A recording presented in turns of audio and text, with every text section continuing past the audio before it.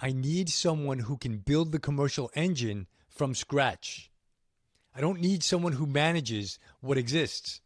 I need someone who creates what doesn't exist yet. That's why I called you. She took the offer. It was 180K less than her competing offer. I lost a candidate to a company paying 200K more. Then I changed one thing about how I close. I've never lost a candidate the same way again. After 25 years and more than 400 executive placements, I can tell you this. The companies that win the best talent almost never have the biggest checkbook. They have something else entirely. And by the end of this video, you'll know exactly what it is. But first, let me tell you about the close that changed everything I believe about recruiting. A founder I work with was hiring a VP of engineering. They'd found someone exceptional. She was running infrastructure at one of the largest cloud companies in the world. Two competing offers, both paying more than my client could afford. The founder called me in a panic. How do we close her? Should we increase the equity, add a signing bonus, match the comp? I said, tell me about your last 3 conversations with her. He described them. In every conversation he'd pitched, he'd talked about the vision, he'd explained the equity upside, he'd sold. I asked one question. In any of those conversations, did you ask her what she actually cares about? Silence. Now here's what most people get wrong about closing. They think closing is something you do at the end, the final push, the last conversation, the big moment. It's not. The close is the result of everything that came before it. If you spent 3 conversations talking about yourself, you've already lost. I told this founder to call her back. But this time, don't pitch, don't sell, just ask 3 questions. What's frustrating you about where you are right now? What would your ideal next chapter look like? And what would have to be true for you to make a move? He called her. He listened. For 45 minutes, she talked. And here's what he learned. She didn't care about the money. She cared about ownership. At her current company, she managed a team of 200 but owned nothing. Every decision went through 3 layers of approval. She wanted to build something and put her name on it. He never mentioned the offer. He said, what if you owned the entire technical infrastructure of a company that's about to scale from 20 to 200 engineers? What if every architecture decision was yours? She said, when do I start? The competing offers were both higher. She never looked at them again. Here's the principle. The best close is the one the candidate doesn't notice. Because by the time you extend the offer, they've already decided. Now let me tell you about a founder who was losing every candidate he pitched. 3 final round candidates in a row. Each time they took the competing offer. Each time he couldn't understand why. I sat in on his pitch meeting. Within 5 minutes, I saw the problem. He was performing.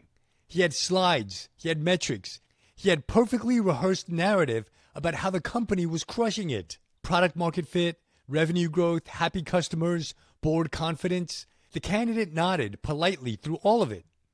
And I watched her eyes. She wasn't buying it. Here's why. No Series B company has it all figured out. And A players know this. They've seen enough companies to recognize a sales pitch when they hear one. When a founder says everything is great, the candidate doesn't think this is impressive. They think, what are they hiding?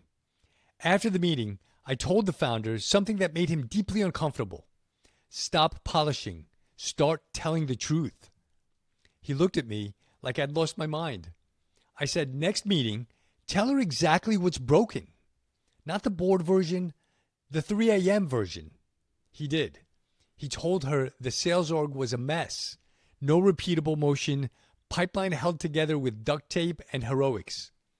He was personally closing every deal over 100K and drowning. Then he said something that changed everything. I need someone who can build the commercial engine from scratch. I don't need someone who manages what exists. I need someone who creates what doesn't exist yet. That's why I called you. She leaned forward. For the first time, she was engaged, not nodding politely, engaged. She took the offer. It was $180K less than her competing offer. Here's the psychology behind this. It's called the pratfall effect. Research shows that competent people become more trustworthy when they reveal a flaw. The polished pitch told the candidate, this founder doesn't need me. The honest truth told her, this founder needs exactly what I'm best at. And that need, clearly articulated, was more compelling than any compensation package. Remember this. The founder who admits what's broken earns more trust in 10 minutes than the founder who pretends everything is working earns in 10 meetings. Now let me give you one more story, because the mistake is the most common one I see. A founder was at the finish line with a VP of product candidate.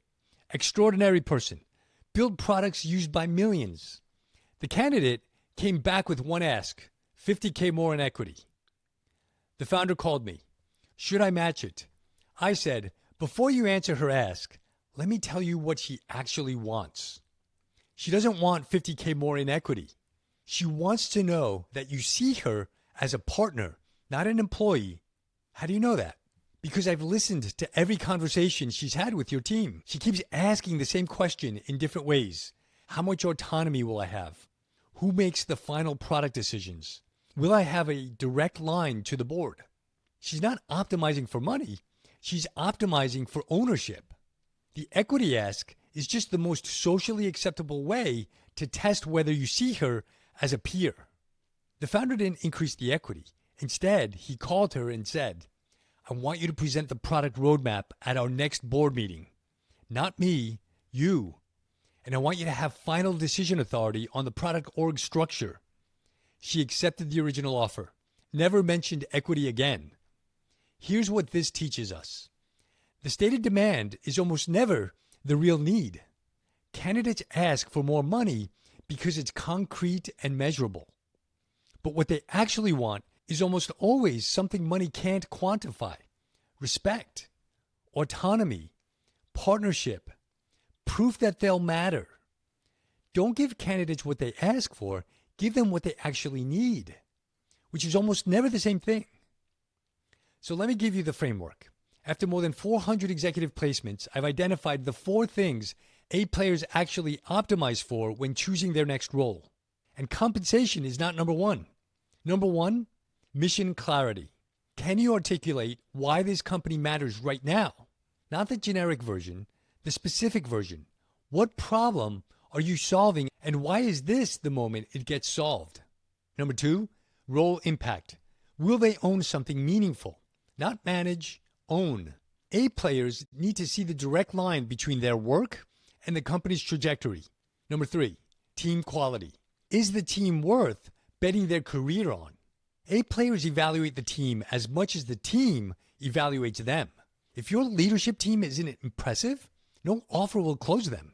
Number 4, timing. Is this the right inflection point for their career arc? The best people think in chapters.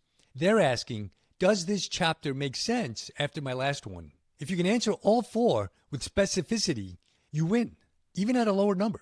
If you can't, no amount of money closes the deal. Here's my rule. Compensation gets you to the table. Conviction is what closes. One more thing, and this is critical. The CEO must personally close every executive hire. I don't care how busy you are.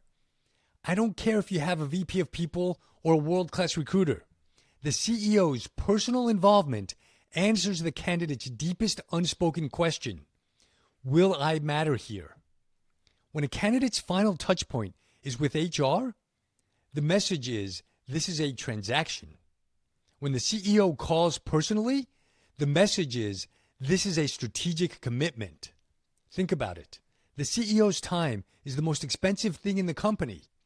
When you spend an hour closing someone, the candidate unconsciously thinks, this person is investing something scarce in me. That investment creates reciprocal commitment. The CEO who's too busy to close the hire is telling the candidate exactly where they'll rank after they join. So here's what I want you to remember. A players don't accept offers, they accept futures. If you want to close someone who has better options on the table, stop selling the opportunity. Start showing them the version of their life that only exists if they join you. Listen more than you pitch. Be honest about what's broken. Decode the need beneath the ask.